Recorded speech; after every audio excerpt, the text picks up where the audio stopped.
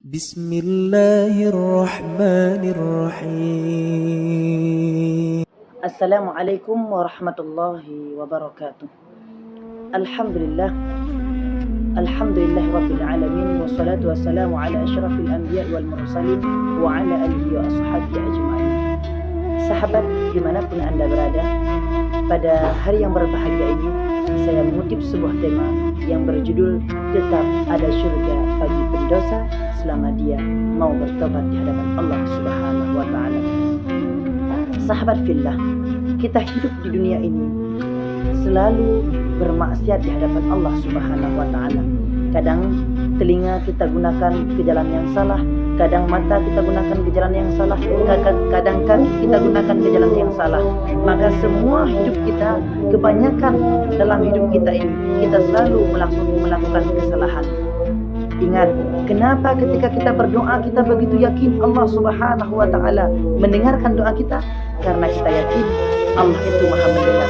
Nah, kenapa ketika kita bermaksiat kita lupa ternyata Allah Subhanahu wa taala Maha melihat? Sahabat fillah dimanapun anda berada, setiap hidup kita, antum, saya, bahkan semua hidup kita di dunia ini, banyak di antara kita yang selalu berlumuran dengan dosa. Maka tetap ada syurga bagi orang-orang yang senantiasa bertobat di hadapan Allah Subhanahu wa taala. Kita pernah berjudi, kita pernah mabuk-mabukan, kita pernah berzina, maaf kata, kita pernah melakukan pelanggaran yang dimana Allah Subhanahu wa taala sangat membenci perbuatan kita. Tetapi ketika kita bertaubat di hadapan Allah Subhanahu wa taala, maka Allah panggil kita dengan kalimat ya ayyuhalladzina amanu, ya ayyuhalladzina amanu tubu ilallahi taubatan nasuha. Hai orang-orang yang beriman, taubatlah kamu kepada Allah Subhanahu wa taala dengan taubat yang sebenar-benarnya. Makanya kita hidup di dunia ini terus melaksanakan ibadah di hadapan Allah Subhanahu wa taala. Kita memperbanyak taat di hadapan Allah Subhanahu wa taala. Maka jangan sampai kita lelah untuk terus dekat dengan Allah sehingga kemaksiatan itu lelah mengikuti kita.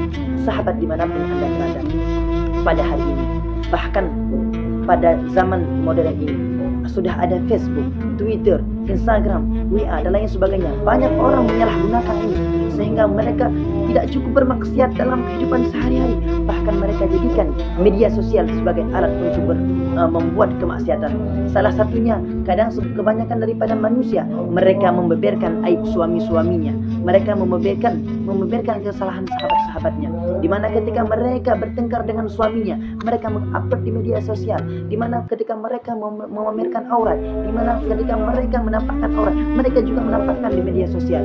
Maka ini menjadi dosa jariah kita yang ketika kita meninggal dunia, selama foto tersebut belum terhapus, selama foto tersebut terus dipandang oleh orang, maka kita meninggalkan dosa jariah. Oleh karena itu, saya mengusulkan kepada seluruh sahabat dimanapun anda berada, tetap kita mengejar Allah Subhanahu wa taala untuk menambahkan ketaatan sehingga kita lelah untuk bermaksiat di hadapan Allah Subhanahu wa taala.